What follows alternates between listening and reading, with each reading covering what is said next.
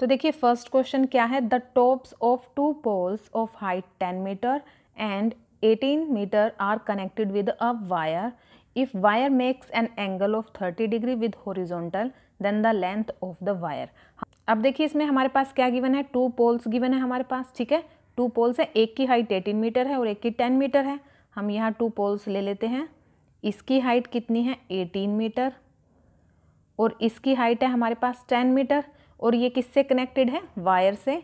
ठीक है, इसको कनेक्ट कर देते हैं. अब देखिए, if wire makes an angle of 30 degree, अगर ये वायर किसका एंगल बना रही हो, 30 डिग्री का विद हॉरिजॉन्टल. अब ये हमारी कैसी लाइन है, हॉरिजॉन्टल लाइन है. ठीक है, यहाँ पे कौन सा एंगल बन रहा है, 30 डिग्री का. सो ये एंगल हमारे पास है 30 degree. The length of the wire, अब ये जो वायर की जो लेंथ है ये हमें फाइंड आउट करनी है. ठीक है, तो उसके लिए देखिए हमारे पास क्या है, हम ले लेंगे साइन 30 डिग्री किसके इक्वल होता है, यानी कि साइन थीटा किसके इक्वल होता है, परपेंडिकुलर अपॉन हाइपोटेन्यूज के.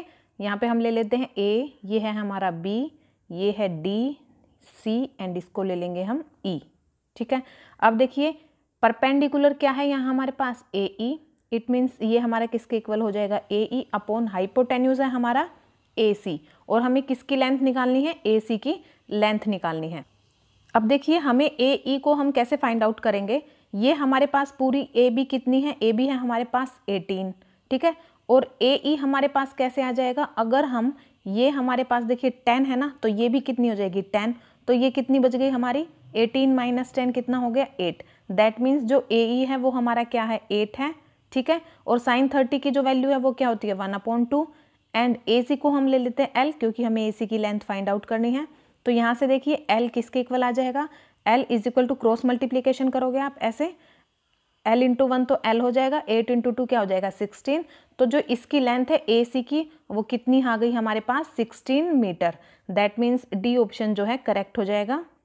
सो नेक्स्ट क्वेश्चन देखिए, the chance that a non leap year contains 53 Saturdays is, हमें बताना है कि जो हमारे पास नॉन लीप ईयर है उसमें जो चांसेस 53 सैटरडेज होने के कितने चांसेस हैं हमारे पास.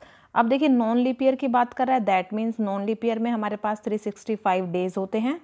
ठीक है, अब इसमें टोटल वीक्स कितने हो गए हमारे, 52 वीक्स हो गए. कितने, 52 वीक्स, क्योंकि देखिए 7 डेज होते हैं. 52 इंटू हमने 7 किया, कितने डेज हो गए 364 डेज. अब बचे कितने, क्योंकि 365 डेज होते हैं, 365 माइनस 364 कितना 1 डे. अब ये जो 1 डे है ये बचा है हमारे पास एक्स्ट्रा, क्योंकि 52 कंप्लीट वीक्स हो गए हमारे पास, और हमारे पास सिर्फ और सिर्फ एक एक्स्ट्रा डे बचता है इसमें. अब वो जो एक्स्ट्रा डे है वो हमें नहीं पता, वो कुछ भी हो सकता है, वो मंडे भी हो सकता है, Tuesday, Wednesday, Thursday, Friday, Saturday, कुछ भी हो सकता है वो हमारे पास. ठीक है, तो अब देखिए हमारे पास जो पॉसिबल आउटकम्स है वो क्या है, हमारे पास पॉसिबल आउटकम्स क्या हैं 7 है, क्योंकि देखिए ये हमारा क्या हो सकता है, संडे भी हो सकता है, मंडे भी हो सकता है, ट्यूसडे भी हो सकता है, ऐसे करके. तो कितने हमारे पास आउटकम्स आ जाते हैं 7. ठीक है, कोई भी हो सकता है. तो पॉसिबल आउटकम्स तो आ गए हमारे पास 7, और फेवरेबल आउटकम्स यानी कि ये जो 1 एक्स्ट्रा डे है हमारा, ये हमारे जो संडे के चांसेस है वो क्या हो जाएंगे, इसमें संडे का चांस हमारा 1 हो जाएगा, मंडे का भी 1, ट्यूसडे का भी 1. अब इन्होंने सैटरडे का चांस पूछा है, तो सैटरडे का फेवरेबल आउटकम क्या आ गया हमारा, यानी कि सैटरडे आएगा, यानी कि 1 हो गया इसका फेवरेबल आउटकम हमारा. तो हमारे पास रिक्वायर्ड प्रोबेबिलिटी क्या हो जाती है, देखिए पॉसिबल हमारे पास पॉसिबल आउटकम्स हुआ है 7, फेवरेबल आउटकम हमारा हो गया 1. तो हमारे पास जो प्रोबेबिलिटी हो जाती है वो क्या हो जाएगी, वो हो जाएगी हमारी 1/7, यानी कि favourable outcomes upon possible outcomes. ठीक है, तो 1/7 जो है चांसेस हैं हमारे पास 53 सैटरडेज के एक नॉन लीप ईयर में. ठीक है, सो अब नेक्स्ट क्वेश्चन देखिए, if the circumference of a circle is equal to the perimeter of a square. हमारे पास गिवन है कि जो सर्कमफ्रेंस है सर्कल का वो किसके इक्वल गिवन है, हमें पेरीमीटर किसके, स्क्वायर के पेरीमीटर के इक्वल गिवन है. Then the ratio of their areas, तो हमें रेशो निकालना है किसके एरिया का, सर्कल के और स्क्वायर के एरिया का जो है रेशो फाइंड आउट करना है. अब देखिए जो हमें गिवन है पहले हम उसको यूज़ करेंगे. हमारे पास circumference of a circle, circle का सर्कमफ्रेंस क्या होता है 2πr, जो कि किसके इक्वल गिवन है हमें, perimeter of a square, square का पेरीमीटर का क्या फॉर्मूला होता है 4a. तो यहाँ से अब देखिए हम a की वैल्यू फाइंड आउट करें तो a की वैल्यू क्या आ जाएगी 2πr/4, एंड यहाँ से आप काट भी सकते हो, 2 2 ज़ा 4, तो हमारे पास ए की जो वैल्यू है वो क्या आ गई, पाई आर अपॉन 2। अब देखिए ये जो ए की वैल्यू है ये हमारी ये आ गई, याद रखिए आप, पाई आर अपॉन 2। अब देखिए हमें क्या फाइंड आउट करना है, रेशो फाइंड आउट करनी है किसके, एरियाज की, सर्कल एंड स्क्वायर के। अब हमारे पास एरिया ऑफ सर्कल क्या होता है, एरिया ऑफ सर्कल होता है हमारे पास pi r square, and area of square का एरिया क्या हो जाता है हमारे पास। अब देखिए जो हमने ए की वैल्यू फाइंड आउट की थी हम उसको यहाँ पे पुट कर देंगे, हमारी आ गई थी पाई आर अपॉन 2, और इसका स्क्वायर है तो इसका कंप्लीट का स्क्वायर कर देंगे हम। तो यहाँ से क्या आ जाएगा हमारे पास, pi square into r square upon 4 आ जाएगा। अब हमसे रेशो पूछा है एरियाज का, किसके, सर्कल एंड स्क्वायर के। तो हम देखिए ये इसका एरिया और इसका एरिया, ये दोनों याद रखिए, ये दोनों को हम लिख लेते हैं यहाँ पे। अब देखिए हमसे क्या पूछा है, किसका रेशो है, सर्कल का और स्क्वायर का। तो पहले हम सर्कल का लिखेंगे, पाई आर स्क्वायर है एरिया सर्कल का, और स्क्वायर का एरिया हमारे पास क्या आ गया था, ए स्क्वायर हमारा किसके इक्वल आ गया था, pi r square, pi square into r square upon 4 के इक्वल आ गया था। अब यहाँ से देखिए हम इसको ऐसे लिख लेंगे, pi r square upon pi square into r square. ठीक है, अब ये जो 4 है ये ऊपर चला जाएगा हमारा, ठीक है, 4 अपॉन 1 लिख देते हैं हम इसको। पाई से एक पाई कैंसिल हो जाएगा क्योंकि पाई जो है स्क्वायर है, 2 टाइम्स है, ठीक है। आर स्क्वायर से आर स्क्वायर कैंसिल, तो यहाँ से हमारा क्या हो जाएगा, 4 अपॉन पाई। अब हम यहाँ से पाई की वैल्यू 22 अपॉन 7 होती है, उसको पुट करेंगे। 4 इंटू 22 अपॉन 7 जब हमारा यहाँ आएगा तो यहाँ आके हमारा क्या हो जाएगा, ये उल्टा हो जाएगा, 7 अपॉन 22 हो जाएगा। ठीक है, अब यहाँ से देखिए 2 2 ज़ा 4, 2 1 ज़ा 2, 2 1 ज़ा 2, देन हमारा आ जाएगा 7 2 ज़ा 14 अपॉन 11। तो जो हमारा रेशो है इन दोनों के एरिया का वो कितना आ गया, 14:11। तो बी ऑप्शन जो है करेक्ट हो जाएगा। नेक्स्ट क्वेश्चन है, if a pair of linear equations has infinitely many solutions then the lines representing them will be. हमें बताना है कि हमारे पेयर ऑफ लीनियर इक्वेशन की जो है हमारे पास कितने सॉल्यूशन है, इनफाइनाइटली मैनी सॉल्यूशन है। तो हमें क्या फाइंड आउट करना है, then the lines representing them. तो जो लाइन उनको रिप्रेजेंट करेगी तो वो किस फॉर्म की होगी, क्या वो दोनों जो है ऑलवेज कोइंसिडेंट होंगी, या फिर इंटरसेक्टिंग और कोइंसिडेंट होंगी, या फिर पैरेलल होंगी, या फिर ऑलवेज इंटरसेक्टिंग होगी। अब जब हमारे पास इनफाइनाइटली मैनी सॉल्यूशंस होते हैं, मान लीजिए एक हमारे पास लीनियर इक्वेशन की लाइन ये है, ठीक है, एक लीनियर इक्वेशन की लाइन ये है, पेयर में गिवन है, यानी कि 2 लीनियर इक्वेशंस गिवन है हमारे पास। अब ये दोनों हमारी अगर क्या हो, इनफाइनाइटली मैनी सॉल्यूशन होते हैं तो वो क्या होती है, हमेशा ऑलवेज कोइंसिडेंट होती हैं।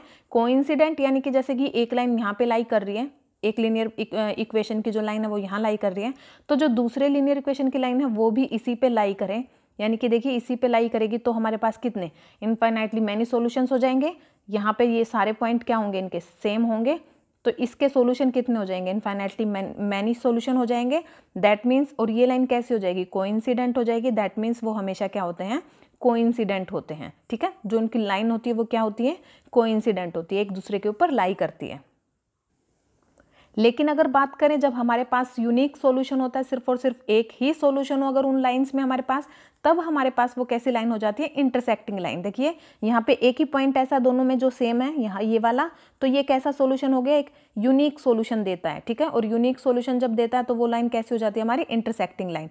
और जब हमारे पास कोई सॉल्यूशन ही ना हो, नो सॉल्यूशन हो, देन वो लाइन्स कैसी हो जाती है, हमारी पैरेलल। अब देखिए ये कहीं टच नहीं करेंगे तो इनका एक कॉमन सॉल्यूशन निकल के नहीं आएगा, एक कॉमन पॉइंट पे ये जो है इंटरसेक्ट नहीं करेंगे किसी भी पॉइंट पे। दैट मीन्स ये लाइन कैसी हो जाएंगी, पैरेलल हो जाएंगी। तो आप ये ध्यान रखिएगा, जब हमसे पूछा infinitely many solutions, that means वो कैसी हैं, ऑलवेज कोइंसिडेंट हो जाएंगी। ठीक, नेक्स्ट क्वेश्चन है, the zeros of the quadratic polynomial x² + 99x + 127 are. हमें इसके क्या जीरोज फाइंड आउट करने हैं, क्या वो दोनों नेगेटिव होंगे जो हमारे जीरोज आएंगे, या फिर दोनों इक्वल होंगे, या फिर पॉजिटिव, या फिर 1 पॉजिटिव और 1 नेगेटिव। क्योंकि ये जो हमारा पॉलिनोमियल है ये क्वाड्रेटिक है, तो इसकी जो हमारी जीरोज कितने आएंगे, 2, क्योंकि इसकी हाईएस्ट डिग्री क्या है, 2 है। जितनी डिग्री है उतने ही जीरोज आएंगे। ठीक, अब देखिए आप इस पॉलिनोमियल के फैक्टर निकालोगे तो थोड़ा सा लंबा हो जाएगा। हम इसके लिए एक अदर एग्जांपल ले लेते हैं जिसमें हमारे पास ये तीनों हमारे क्या है, पॉजिटिव हैं। तो x² + 4x + 4। अब देखिए इसके फैक्टर निकालिए, x²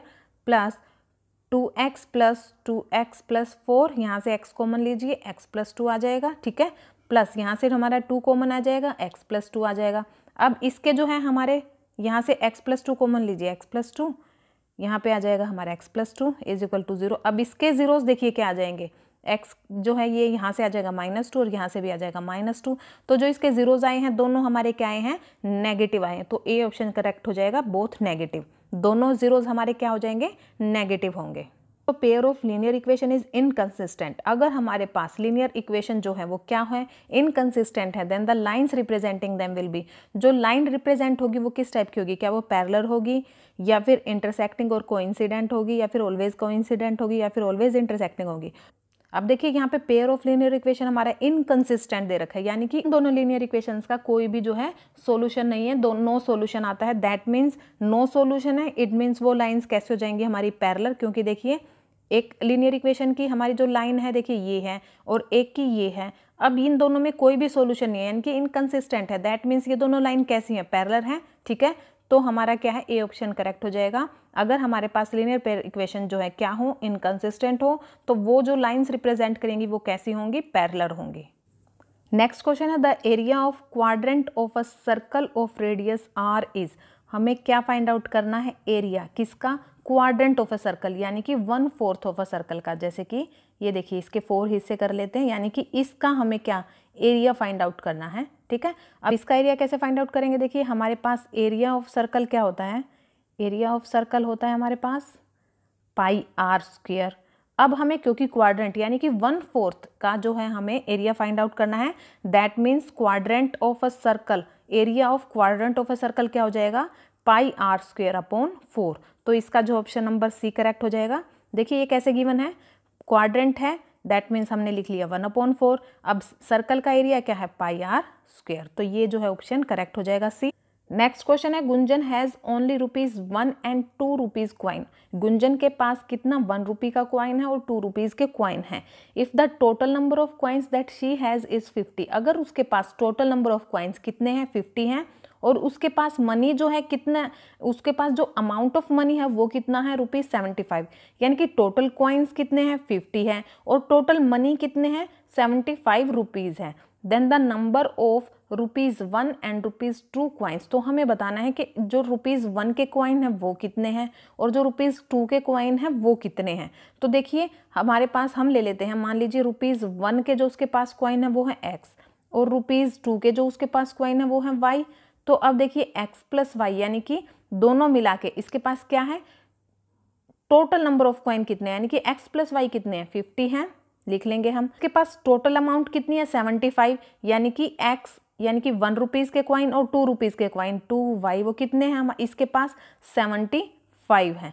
तो अब देखिए ये इक्वेशन बन गई है, यहाँ से आप इसको सोल्व करोगे तो आपके पास x और y की जो है वैल्यू आ जाएगी। यहाँ से देखिए हम इसको सब्ट्रैक्ट करेंगे तो ये कट जाएगा, यहाँ से आ जाएगा हमारे पास -y इज इक्वल टू, यहाँ भी माइनस हो जाएगा। अब 50 - 75 माइनस का हमारे पास 25 आ जाएगा, माइनस से माइनस कैंसिल, तो y की वैल्यू जो है 25 आ गई।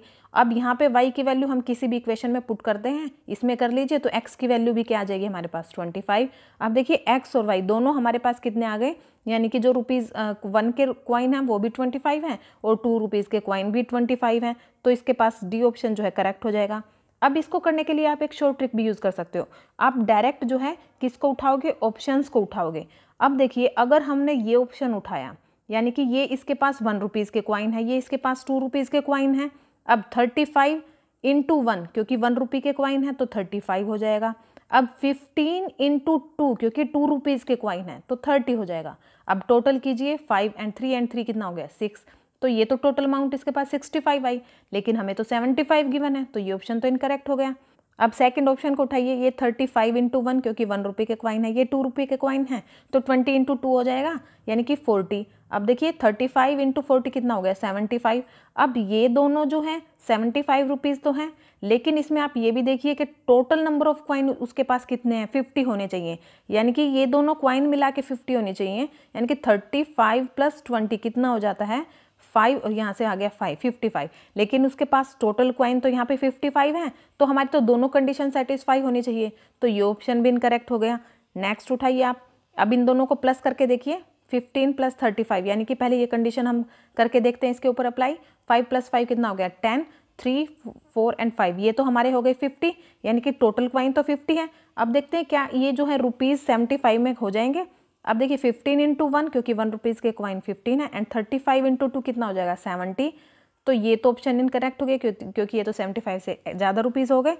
अब देखिए डी ऑप्शन उठाते हैं, दोनों की प्लस कीजिए, 25 प्लस 25 कितना आ रहा है 50 आ रहा है, ठीक है। That means total number of coin 50 तो है। अब हमें देखना है उसके पास जो टोटल अमाउंट है मनी की वो कितनी होनी चाहिए 75, यानी कि 25 इंटू 1 रुपीज़ के कॉइन है ये 25, तो 1 से मल्टीप्लाई करेंगे। अब ये 2 रुपीज़ के कॉइन है, ठीक है। अब इसको 2 से मल्टीप्लाई कीजिए, 25 इंटू 2 कितना हो गया 50, एंड 50 प्लस 25 कितना हो जाएगा 75। तो ये ऑप्शन जो है करेक्ट हो जाएगा, क्योंकि देखिए टोटल अमाउंट 50 आ रहा है, ये कंडीशन सेटिस्फाई कर रही है।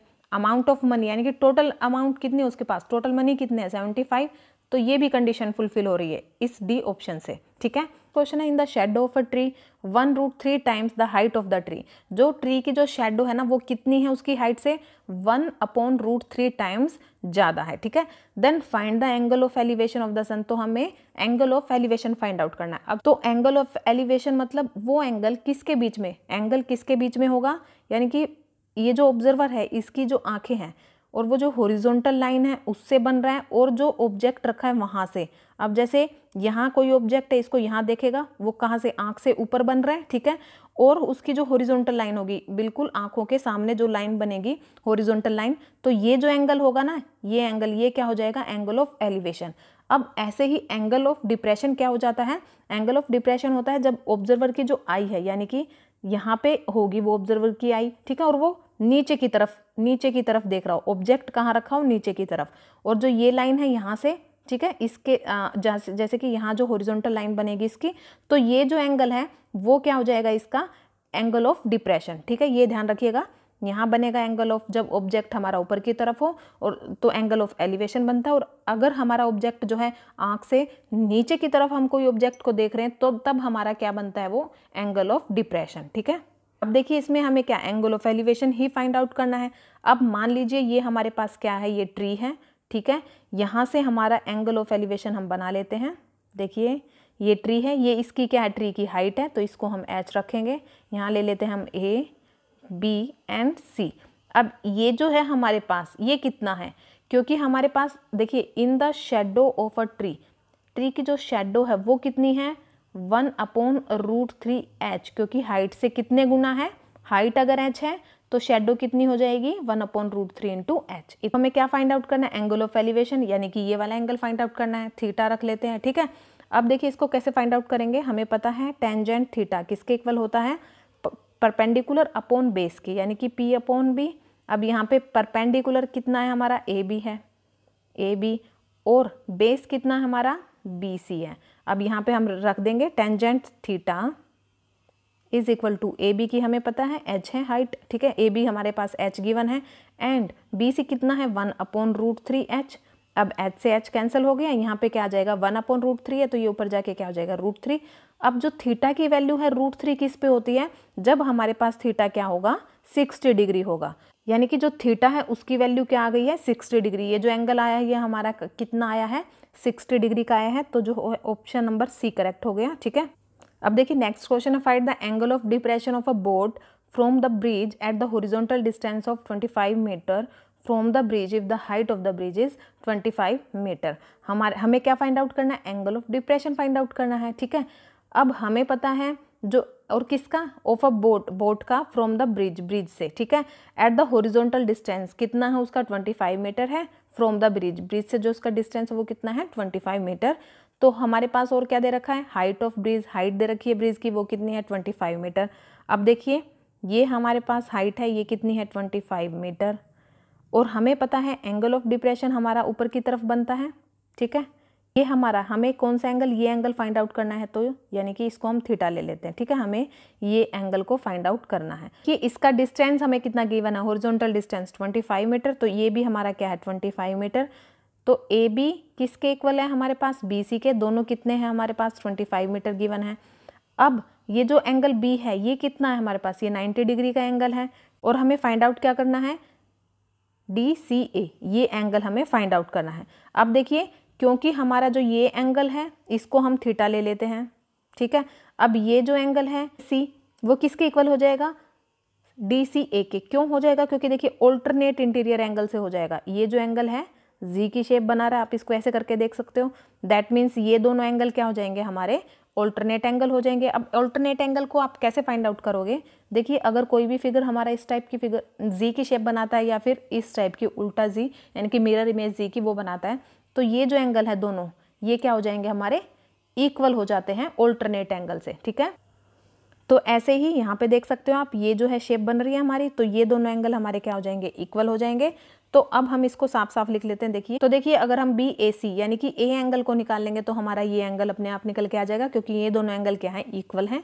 ठीक है, तो देखिए इसको कैसे निकालेंगे? टेंजेंट थीटा किसके इक्वल होता है हमारे पास? परपेंडिकुलर अपॉन बेस के इक्वल होता है। ठीक है, परपेंडिकुलर कितना है यहाँ पे? 25 मीटर, और बेस कितना है? ये भी 25 मीटर है। तो यहाँ से कट के क्या आ गया? 1 आ गया। अब थीटा की वैल्यू 1 कब होती है? टेंजेंट थीटा की वैल्यू 1 कब होती है? जब हमारे पास थीटा क्या हो? 45 डिग्री हो। तो ये एंगल 45 डिग्री आ गया, और ये दोनों एंगल इक्वल है। दैट मीन्स ये एंगल भी हमारा कितना आ गया है? 45 डिग्री का। तो जो है इसका ए ऑप्शन जो है करेक्ट हो जाएगा। क्वेश्चन है the father's age is 6 times his son's age. Father की एज कितने गुना ज़्यादा है सन से? 6 time. 4 year hence the age of the father will be 4 times of his son's age. यानी कि 4 साल के बाद उसके फादर की एज कितने गुना हो जाएगी? उसके बेटे से 4 गुना। Present ages in years of the son and father are. हमें प्रेजेंट एज फाइंड आउट करनी है फादर की और सन की। अब इस टाइप के जो क्वेश्चंस होते हैं ना, इस टाइप के क्वेश्चंस हमेशा आप क्या कीजिए? ऑप्शन उठा के ही सॉल्व कीजिए। यानी कि फर्स्ट ऑप्शन उठाइए सबसे पहले आप। अब ये हम मान लेते हैं ये दोनों की क्या है? प्रेजेंट एज है। ठीक है, अब अगर सन की जो एज है वो 4 है, ठीक है, सन की एज अगर अब 4 है तो 4 साल के बाद उसकी एज कितनी हो जाएगी? हम इसमें 4 और ऐड कर देंगे। ठीक है, 4 + 4 कितना हो जाता है? 8। और फादर की अभी की एज कितनी है? 24। तो 4 ईयर लेटर यानी कि 4 साल के बाद उसकी एज कितनी हो जाएगी? हम इसमें 4 ऐड करेंगे यानी कि 28 हो जाएगी। अब इन्होंने बोला है कि 4 साल के बाद यानी कि 4 ईयर के बाद उसकी जो एज है फादर की एज, वो अपने सन की एज से 4 गुना ज़्यादा हो जाएगी।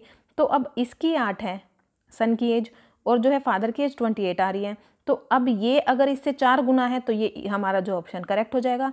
4 गुना ज़्यादा यानी कि 8 4 कितना होता है? 32 होता है। तो ये तो इक्वल नहीं आ रही एज, दैट मीन्स ये ऑप्शन इनकरेक्ट हो गया। सिमिलरली आप सेकंड ऑप्शन को उठाइए। 4 साल के बाद यानी कि आप दोनों में 4 4 ऐड कीजिए, क्योंकि हमें 4 साल के बाद की एज से इसको कंपेयर कर देना है। 5 + 4 कितना हो जाएगा? 9। सन की एज 9 है। अब इसमें 4 ऐड कीजिए आप, 30 + 4 यानी कि 34। 4 साल के बाद फादर की एज 34 हो जाएगी। हमें देखना है कि जो फादर की एज है क्या वो इसके सन की एज से 4 गुना ज़्यादा है। तो 9 की 4 से मल्टीप्लाई कीजिए, 9 4 कितना हो जाएगा? 36। तो ये दोनों इक्वल नहीं है, दैट मीन्स ये ऑप्शन भी इनकरेक्ट हो गया। थर्ड ऑप्शन को उठाइए। अब देखिए इसमें 4 ऐड कीजिए, 6 + 4 कितना हो गया? 10, एंड 36 + 4 कितना हो गया? 40।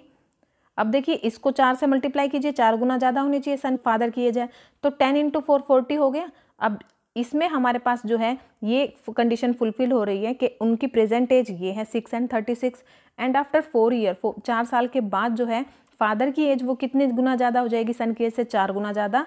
तो देखिए यहाँ पे फादर की एज 40 है 4 साल के बाद, और सन की एज 10 है, तो ये इससे 4 गुना ज़्यादा है। दैट मीन्स ये ऑप्शन ही करेक्ट हो जाएगा। सी ऑप्शन जो है इसका करेक्ट हो जाएगा। नेक्स्ट क्वेश्चन है Ritu can row downstream 20 kilometre in 2 hours and upstream 4 kilometre in 2 hours. Her speed of rowing in still water the speed of the current is. अब इसमें देखिए जब हमारे पास देखिए ये जैसे जब हम डाउन स्ट्रीम जाते हैं, नीचे की तरफ जाते हैं, तो हमारी स्पीड क्या होती है? ऐड होती है। ठीक है, और जब हम ऊपर की तरफ जाते हैं तो हमारी जो स्पीड है वो क्या हो जाती है? कम हो जाती है, क्योंकि हमें ज़्यादा देखिए ऐसे जाएंगे तो थोड़ा सा जोर लगाना पड़ेगा, तो वो जो स्पीड है हमारी क्या हो जाती है? माइनस हो जाती है। ये ध्यान रखिए, डाउन स्ट्रीम में हमारे पास ऐड होती है स्पीड, और अप स्ट्रीम में हमारे पास जो है स्पीड वो कम हो जाती है हमारी। देखिए इसमें हम क्या करेंगे, हमारे पास जो फॉर्मूला होता है डिस्टेंस अपॉन स्पीड किसके इक्वल होता है? टाइम के इक्वल। सिर्फ और सिर्फ ये फॉर्मूला यूज करके ही हम इस क्वेश्चन को सोल्व कर लेंगे। तो देखिए सबसे पहले कितना डिस्टेंस है? डिस्टेंस देखिए 20 किलोमीटर है पहला डिस्टेंस, तो आप लिखिए 20 अपॉन स्पीड। स्पीड कितनी है? क्योंकि डाउन स्ट्रीम है दैट मीन्स हमारी स्पीड ऐड हो जाएगी। हम ले लेंगे x + y, यानी कि हमारी जो स्पीड है वो उसकी स्पीड और जो है हमारी बोट की स्पीड और जो स्ट्रीम की स्पीड है, यानी कि वो दोनों क्या हो जाएंगी? हमारी ऐड हो जाएंगी। इज इक्वल टू टाइम कितना लग रहा है? 2 hour, तो 2 के इक्वल रखिए। सेकंड इक्वेशन बनाइए आप। अब सेकंड इक्वेशन कैसे बनेगी, अपस्ट्रीम की बात कर रहे हैं, 4 किलोमीटर, ऊपर डिस्टेंस लिखिए 4 किलोमीटर, क्योंकि अपस्ट्रीम है यानी कि स्पीड जो है कम हो जाएगी, x माइनस वाई हो जाएगा, इज इक्वल टू कितना टाइम लग रहा है 2। तो देखिए ये इक्वेशन आ गई एक ये इक्वेशन आ गई 2, हम इसको यहाँ लिख लेते हैं। एक इक्वेशन हमारे पास 20/x plus y is equal to 2, हमारे पास 4/x minus y is equal to 2। यहाँ से देखिए क्रॉस मल्टीप्लाई कीजिए, ये जो इक्वेशन है इसको सॉल्व करोगे आप क्या आ जाएगा, 20 is equal to 2 into x plus y, यहाँ से 2 को इस तरफ लेके जाओगे तो ये कट जाएगा 10 पे, तो एक इक्वेशन आ गई हमारे पास x plus y is equal to 10। अब इसको सॉल्व कीजिए, ये हो जाएगा, इसको क्रॉस मल्टीप्लाई करोगे 4 is equal to x minus y, यहाँ पे इंटू 2 से ये कैंसिल हो जाएगा, 2 2 ज़ा 4, तो एक इक्वेशन आ गई हमारे पास x minus y is equal to 2। अब दोनों इक्वेशन को लीजिए, सोल्व कीजिए, x और y की वैल्यू फाइंड आउट हो जाएगी हमारे पास, y से y कैंसिल हो जाएगा, 2x is equal to 10 plus 2 12 हो जाएगा, x की वैल्यू जो है हमारी 6 आ गई। अब यहीं से हम y की वैल्यू फाइंड आउट कर लेंगे, एक इक्वेशन में आप पुट कर दीजिए, x की वैल्यू हमारी 6 आई थी, एक इक्वेशन ले लेते हैं हम, x plus y is equal to 10 था, ठीक है, x की वैल्यू 6 रखिए plus y is equal to 10, यहाँ से y की वैल्यू हमारी क्या आ जाएगी 4 किलोमीटर पर हार। तो एक हमारा आया है x की वैल्यू 6 एंड y की आई है 4, तो देखिए 6 एंड 4 किलोमीटर पर हार, सी ऑप्शन जो है करेक्ट हो जाएगा, ठीक है। नेक्स्ट क्वेश्चन है, if fraction becomes 1/3 when 1 is subtracted from the numerator and it becomes 1/4 when 8 is added to its denominator, the fraction is obtained। देखिए क्या है क्वेश्चन में, अगर हम न्यूमरेटर में 1 ऐड करते हैं तो वो जो फ्रैक्शन है 1/3 के इक्वल हो जाता है, अगर हम डिनोमिनेटर में 8 ऐड करते हैं तो वो फ्रैक्शन हमारा 1/4 हो जाता है। अब इस टाइप के क्वेश्चन को हम ऑप्शन उठा के ही सॉल्व करेंगे। फर्स्ट ऑप्शन उठाइए, हमें क्या करना है, 1 को सब्ट्रैक्ट करना है न्यूमरेटर में से, न्यूमरेटर हमारा 3 है, इसमें से 1 सब्ट्रैक्ट करिए, 3 - 1/12, डिनोमिनेटर में 12 है। अब 3 - 1 कितना हो गया 2/12, 2 1 ज़ा 2, 2 6 ज़ा 12, तो ये तो हमारा फ्रैक्शन 1/6 के इक्वल आएगा, लेकिन हमें तो 1/3 के इक्वल फाइंड आउट करना है, ठीक है, क्योंकि हम जब इसमें 1 सब्ट्रैक्ट करेंगे इन फ्रैक्शंस में से वो किसके इक्वल हो जाना चाहिए 1/3 के। तो सेकंड उठाते हैं, न्यूमरेटर में आप 1 माइनस कीजिए, 4 - 1 3 हो जाएगा, 3/12, एंड यहाँ से आ जाएगा हमारा 3 1 ज़ा 3, 3 4 ज़ा 12, तो ये ऑप्शन भी इनकरेक्ट हो गया। नेक्स्ट देखिए, यहाँ आप 5 में से 1 माइनस कीजिए, 5 - 1 4 आ गया, नीचे हमारा 12 आ गया डिनोमिनेटर में, 4 1 ज़ा 4 एंड 4 3 ज़ा 12। तो इस फ्रैक्शन में से जब हमने 1 को सब्ट्रैक्ट किया न्यूमरेटर में, तब हमारा क्या आ गया, ये फ्रैक्शन किसके इक्वल आ गया 1/3 के। एक कंडीशन हो गई है हमारी। सेकंड कंडीशन देखते हैं कि हम अगर डिनोमिनेटर में 8 ऐड करें, डिनोमिनेटर इसमें 12 है, तो 5/12 प्लस 8 ऐड करना है हमें 8 को, ठीक है, 12 प्लस 8 कितना हो गया 20, 5 1 ज़ा 5, 5 4 ज़ा 20, तो 1/4, तो यही था, 8 ऐड करें किसके इक्वल हो जाना चाहिए वो फ्रैक्शन 1/4 के, हो गया, दैट मीन्स सी ऑप्शन ही करेक्ट हो जाएगा। नेक्स्ट क्वेश्चन है, which of the following methods is and are used to find the solution of a pair of linear equation algebraically. हमें बताना है कि हम लीनियर इक्वेशन का जो सॉल्यूशन है, पेयर ऑफ लीनियर इक्वेशन का जो सॉल्यूशन है, जब हम उसको फाइंड करते हैं एल्जेब्राइकली, तो हम कौन सा मेथड यूज़ करते हैं, सब्सटीट्यूशन मेथड, एलिमिनेशन मेथड, या फिर क्रॉस मल्टीप्लिकेशन मेथड्स, या फिर ऑल ऑफ द अबव। जब हम पेयर ऑफ लीनियर इक्वेशन का सॉल्यूशन निकालते हैं तो हम इन तीनों ऑप्शंस का जो है, इन तीनों मेथड्स का जो है यूज़ करते हैं, तो तीनों ही ऑप्शन करेक्ट हो जाएंगे, तो डी ऑप्शन करेक्ट हो जाएगा हमारा। 2 इक्वेशंस इन 2 वेरिएबल्स, 2 इक्वेशन किसमें 2 वेरिएबल्स में टेकन टुगेदर आर कॉल्ड, साथ में ली गई तो उसको हम क्या बोलते हैं, उसको हम बोलते हैं साइमल्टेनियस इक्वेशन। साइमल्टेनियस इक्वेशन कौन सी होती हैं, जब हमारे पास जो वेरिएबल की जो वैल्यू है उनकी, वो वेरिएबल की जो वैल्यू है वो सेम वैल्यू पे सेटिस्फाई कर जाएं, इनकी दोनों इक्वेशन की जो वेरिएबल है दोनों इक्वेशंस के, वो सेम वैल्यू पे जो है सेटिस्फाई कर जाएं दोनों इक्वेशंस, तब हमारी वो क्या हो जाती है, साइमल्टेनियस इक्वेशन हो जाती है।